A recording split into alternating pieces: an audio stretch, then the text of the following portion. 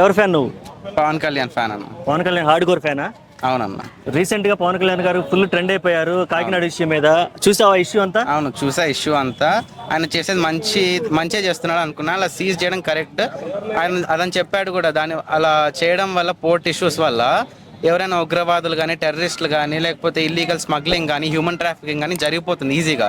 అతను అలా చేయడం చాలా కరెక్ట్. అది అవసరం సమాజానికి. ఓకే, సాక్షాత్తు ఆంధ్రప్రదేశ్ డిప్యూటీ సీఎం పవన్ కళ్యాణ్ గారే అక్కడికి వెళ్తే ఆయన సైతం అడ్డుకునేటువంటి పరిస్థితులు మనం చూసాం.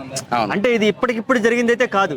గత చాలా రోజుల నుంచి కొన్ని వ్యవస్థల్ని చేతుల్లో పెట్టుకొని అక్కడ హోల్డ్ చేసి పరిస్థితి మనకు కనపడుతుంది. దాన్ని బ్రేక్ చేయడం హీరోయిజం అంటున్నారు అందరూ.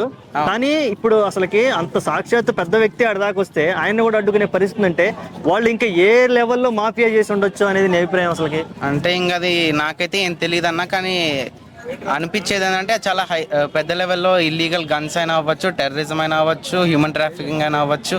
ఏదో తెలియదు కరెక్ట్గా, కానీ ఏదో పెద్ద విషయం ఉంది అనుకుంటున్నాను. కానీ పవన్ కళ్యాణ్ గారు ఏదో ఒకటి అంటే అది బయటికి రాకపోయినా ఆగిపోతే చాలా అనుకుంటున్నాను నేను. ఓకే, ఈ ఇష్యూ తర్వాత పవన్ కళ్యాణ్ గారి మీద ఉండే ఒత్తిళ్లు ఎలా ఉంటాయి అనుకుంటున్నాను. ఎందుకంటే ఇప్పుడు కొన్ని వ్యవస్థలు ఉంటాయి, కొన్ని కేంద్ర ప్రభుత్వాలు కూడా ఉంటాయి, కొంతమంది మాఫియాలు కూడా ఇన్వాల్వ్ అయి ఉంటారు. ఈయన్ని సపరేట్ గా అటాక్ చేసే ఉద్దేశాలు అలాంటివి ఉండే అవకాశం ఉంది అనుకుంటున్నాను. ఉండొచ్చు, కానీ అన్ని ఎదుర్కొందామని అతను రెడీ అయ్యాడు. దానికి మనం సపోర్ట్ చేయాలి. పబ్లిక్ కాకపోతే ఎవరు సపోర్ట్ చేస్తారు? లీడర్స్ ని, హీరోస్ ని. ఓకే, ఇప్పుడు as a Pawan Kalyan fan గా పుష్ప సినిమా వస్తుంది. పుష్ప సినిమా ఆల్రెడీ ట్రైలర్ చూసావు, సాంగ్ చూసావు. పుష్ప 2 మీద నీ అభిప్రాయం ఏంటి? పుష్ప 1 మంచి సినిమా, నాకు నచ్చింది. పుష్ప 2 కూడా మంచి సినిమా అవుతుంది, హిట్ అవుతుంది అనుకుంటున్నా. ఓకే, ట్రైలర్ చూసావు, ఎలా అనిపించింది? ట్రైలర్ బాగుందన్న. అంటే ఫస్ట్ దాని మీద అంటే ఫస్ట్ ట్రైలర్ కంటే సెకండ్ ట్రైలర్ కొంచెం తగ్గింది అనిపించింది. కానీ ఫస్ట్ కూడా అలానే ట్రైలర్ వీక్ ఉంది, కానీ సినిమా బాగుంది. ఇది కూడా అలానే అవుతుంది అనుకుంటున్నా. ఓకే, రీసెంట్ గా వచ్చిన దెబ్బలు పడతాయి సాంగ్ మీద కొంచెం కాంట్రవర్సీ ఉంది, కొంతమంది నచ్చట్లేదు, అటు ఇటుగా మిక్స్డ్ టాక్ ఉంది. దీని మీద అభిప్రాయం ఏంది?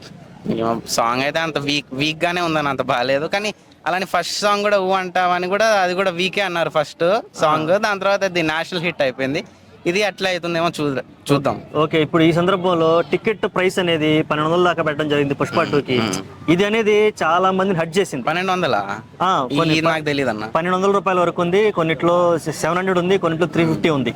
అంటే మల్టీప్లెక్స్, సింగిల్ స్క్రీన్, కొంచెం అడ్వాన్స్డ్ బెర్తులు ఉండేవి 1200 దాకా ఉన్నాయి. అంటే ఈ రేట్లు అనేవి సామాన్యుడి మీద టూ మచ్ భారం అవుతుంది కదా. ఇప్పుడు దీని మీద అంటే అది నిత్యావసర వస్తువు కాదన్న. దాన్ని రెగ్యులేట్ చేయడానికి అది ఫ్రీ మార్కెట్. ఎవరైనా ఎలా అయినా రేట్ చేసుకోవచ్చు, ఎవరైనా ఎలా అయినా సినిమా. అది నీళ్లు లేకపోతే అన్నము అయితే నిత్యావసర వస్తువు, తక్కువ గవర్నమెంట్ కంట్రోల్ చేయాలి దాన్ని. ఇలాంటి రేట్లు కంట్రోల్ చేయడము బ్యాడ్ ఫర్ బిజినెస్. ఓకే, ఇంకా పోతే పుష్ప 2 సినిమా దాదాపు 3 గంటల 20 నిమిషాలు రన్ టైం అంటున్నారు. ఈ రన్ టైం అనేది పుష్ప సక్సెస్ మీద ఏమన్నా మైనస్ అయ్యే అవకాశం ఉందంటారా? లేదన్న, సినిమా బాగుంటే రన్ టైంతో సంబంధం లేదు. యానిమల్ కూడా అలానే చూసాము.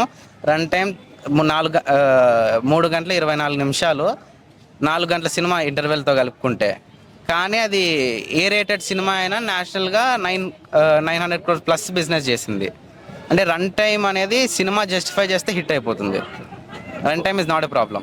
ఓకే, ఈ పుష్ప 2 దాదాపు 2000 కోట్లు ఎక్స్పెక్ట్ చేస్తున్నారు వాళ్ళు. అంటే బాహుబలిని కూడా క్రాస్ చేయాలని చూస్తున్నారు. చాలా వరకు అవ్వచ్చు. పాసిబిలిటీస్ ఉన్నాయంటావా? గ్యారంటీగా ఉన్నాయన్న. సినిమా బాగుంటే బాహుబలి రికార్డ్ గ్యారంటీ బ్రేక్ అయిపోతుంది. ఓకే, అంత సత్తా ఉందంటారా ఈ పుష్ప 2? ఉంది. అంటే ఇదేమి మైథలాజికల్ సినిమా కాదు, లేదంటే ఎమోషన్స్ ఉన్న సినిమా కాదు, ఏదో ఒక స్మగ్లింగ్ సినిమా కదా. ఒక స్మగ్లింగ్ సినిమాకి ఇంత రేంజ్ అవసరం ఉందంటావా? వచ్చే ఛాన్స్ ఉందంటావా? రేంజ్ అంటే అది సినిమా మొరాలిటీ, క్యారెక్టరైజేషన్ బట్టి కాదు. సినిమా ఎంటర్టైనింగ్ గా ఉంటే హిట్ అయిపోతుంది. ఓకే, అంటే సినిమా క్యారెక్టరైజేషన్, మంచి క్యారెక్టర్. ఇప్పుడు గాంధీ గారి మీద సినిమా ఎన్ని రోజులు ఆడింది, కానీ బాహుబలి అంటున్నారు. బాహుబలి కూడా వైలెంట్ ఫిల్మే కదా. ఎంత వైలెన్స్ ఉంది దాంట్లో? ఒక యుద్ధం చూపించారు.